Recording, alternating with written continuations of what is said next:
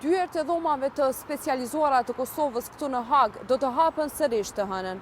Palët do të vazhdoj me paraqitjen e deklaratave përmbyllëse në rastin më të madh gjyqësor ndaj Thaqit dhe të tjerëve. Faza përfundimtare ka nisur me deklaratat përmbyllëse të zyrës së prokurorit të specializuar, ku kryeprokuroria Kimberly West ka kërkuar 45 vjet burgim për secilin nga ishkrerët e ushtrisë çlirimtare të Kosovës. Ekipet mbrojtëse të Hashim Thaqit, Kadri Veselit, Recep Selimit, Jakub Krasniqit kanë kërkuar që të njëjtit të shpallën të pafajshëm për të gjitha pikat e aktakuzës. Ata kanë deklaruar para trupit gjykues se nuk ka asnjë provë që argumenton pretendimet e ZPS-s për krime lufte.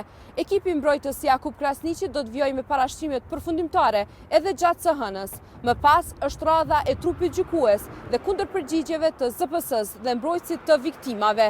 Vetë ishkrerët e ushtrisë çlirimtare të Kosovës do t'i drejtohen trupit gjykues të mërkurën me parashtrimet e tyre përfundimtare në këtë proces. Në vijim, dëgjoni deklaratat përmbledhëse kryesore gjatë javës që shkoi. Ne i qëndrojmë faktit që ne kërkojmë dënimin e personave konkret. Pra ne nuk kërkojmë një dënim për shtapin e përgjithshëm, por për persona konkret. Ndërkohë, ZPS-ja kërkon vendim dënimi për të gjitha pikat e aktakuzës dhe vendosjen e një vendimi të vetëm prej 45 viteve, mbështetur në kontributet individuale të krimeve të bëra ose të kryera nga secili prej personave, Hashim Thaçi, Kadri Veseli, Recep Selimi dhe Jakub Krasniqi. Këto krime janë krime lufte dhe krime kundër njerëzimit dhe janë të rënda në natyrë. Dhe këto akuza nuk e kanë humbur vlerën e tyre me kalimin e kohës. Vazhdojnë të mbeten ende shumë të rënda. Ata kanë kërkuar 45 vjet dënim, që është dënim në mënyrë të efektive dënimi i përjetshëm, se pika fillestare e ZPS-s është që nuk ka faktor zbutës në këtë çështje. Kjo është një parashtrim i pabesueshëm nga një zyrë që e di se në dhomat e specializuara të Kosovës dhe ZPS-ja nuk do duaj edhe të ekziston, nuk do të ekzistonin, po të mos ishte për të akuzuarin përkthy. Kjo është një parashtrim i pabesueshëm. Kjo është gjykim që ka zgjatur rreth 3 vjet dhe është test për prokurorinë dhe prokuroria ka dështuar prezumimi i pafajësisë së zotit Thaçi mbetet, të shkohet që Hashim Thaçi të shkojë në shtëpi, ne ju kërkojmë që të merr një akt gjykim që ta lironi ato nga akuzat. Lidhur me zotin Veseli, ose për të qenë më të saktë, mungesa e këtyre provave, flasin në vetvete. Sipas nesh,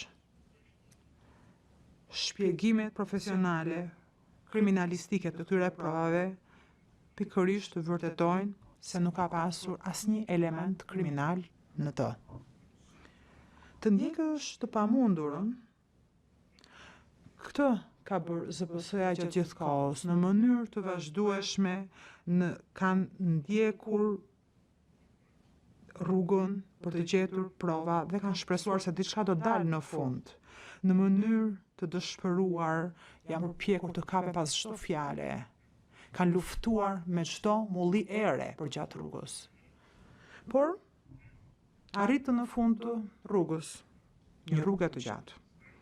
Dhe ja ku janë këtu përpara jush të nderuar gjykatës, duar bosh. Dosja përfundimtare e tyre është një përpjekje dëshpëruar për të paraqitur argumentet e tyre, sikurse bën edhe me parashtrimet kohore këtë javë.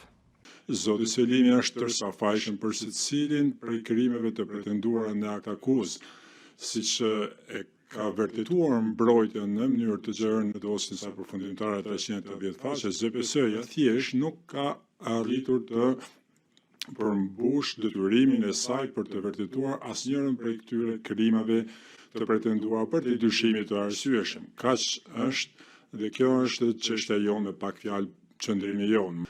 ZPS-ja duhet të paraqesë prova që kanë vlerë provuese, janë koherente dhe relevante dhe dëshmitarësh të mbështetshme për të vërtetuar pretendimet kundër zotit Selimi për të dyshimit të arsyeshëm.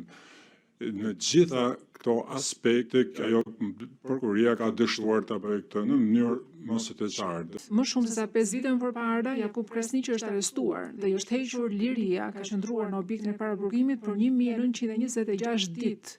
larg prej bashkëshortes së tij, prej 4 fëmijëve dhe 3 nipërve mbesave. Që ekziston vetëm një opsion, që ju të nderuar gjykatës të merrni vendim pa fajësie për gjitha akuzat e ngritura ndaj Jakub Kresniqit. Në fund të parashtrimit do ju bëjmë thirrje të nderuar gjykatës që mbështetur në provat në dispozicion të shpallnit pafajshëm zotin Kresniqi, ta lejoni këtë zotëri 75 vjeçar që të kthehet në familjen e vet dhe të kaloj vitet që i ka caktuar Zoti me familjen e vet. Në të gjitha provat që janë pjesë e dokumentacionit shkresor të kësaj çështje, nuk ka qoftë edhe një dëshmitar të vetëm që pretendon që Jakub Kresniqi e ka rrahur, e ka trajtuar apo e ka torturuar, qoftë ky person civil apo person tjetër. Nuk ekziston qoftë edhe një viktime vetme, një person i brendshëm i vetëm nga qindra dëshmitar të intervistuar nga prokuroria për shumë e shumë vite që pretendojnë ose e akuzojnë Jakub Kresniqin që i ka rrahur, i ka abuzuar ose që ka qenë i pranishëm kur ata janë keq trajtuar në asnjë trajt apo formë.